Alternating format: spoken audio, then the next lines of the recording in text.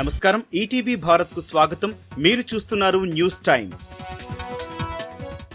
పదవీ విరమణ చేసిన ఏబీ వెంకటేశ్వరరావు బాధ్యతలు స్వీకరించిన రోజే retirement. Printing and stationery commissioner హోదాలో పదవీ విరమణ. విశాఖ భూముల కబ్జాలో సీఎస్ హస్తముందన్న బాధిత రైతులు. చావుకైనా సిద్ధం కాని పొలాలివ్వబోమని స్పష్టీకరణ. కారకులను కూటమి వచ్చాక శిక్షిస్తామని మూర్తి యాదవ్ హెచ్చరిక. సజ్జల రామకృష్ణారెడ్డిపై కేసు నమోదు చేసిన తాడేపల్లి పోలీసులు. కౌంటింగ్ ఏజెంట్లపై అనుచిత వ్యాఖ్యలు చేసిన సజ్జల. టీడీపీ ఫిర్యాదుతో కేసు నమోదు.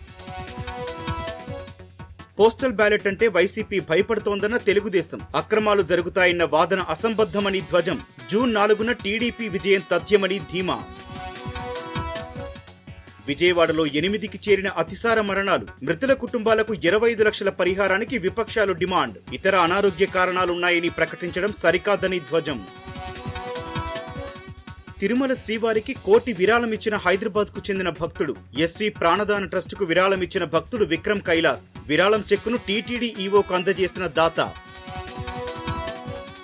తెలంగాణ అవతరణ వేడుకలకు కనీవిని ఎరుగని రీతిలో ఏర్పాట్లు. సర్వాంగ సుందరంగా పరేడ్ మైదానం, ట్యాంక్ బండ్ ముస్తాబు. ఏర్పాట్లలో నిమగ్నమైన అధికార యంత్రాంగం.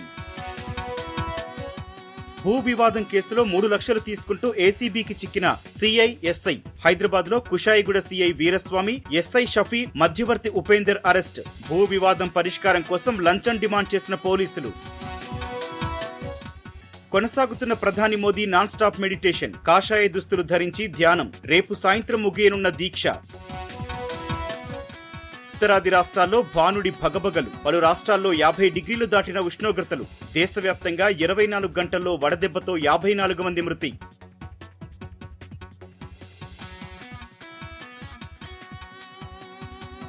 ఇవి ఇప్పటివరకున్న ప్రధాన అంశాలు. మరిన్ని తాజా అప్డేట్స్ కోసం www.etvbharat.com వెబ్సైట్ ను సందర్శించండి.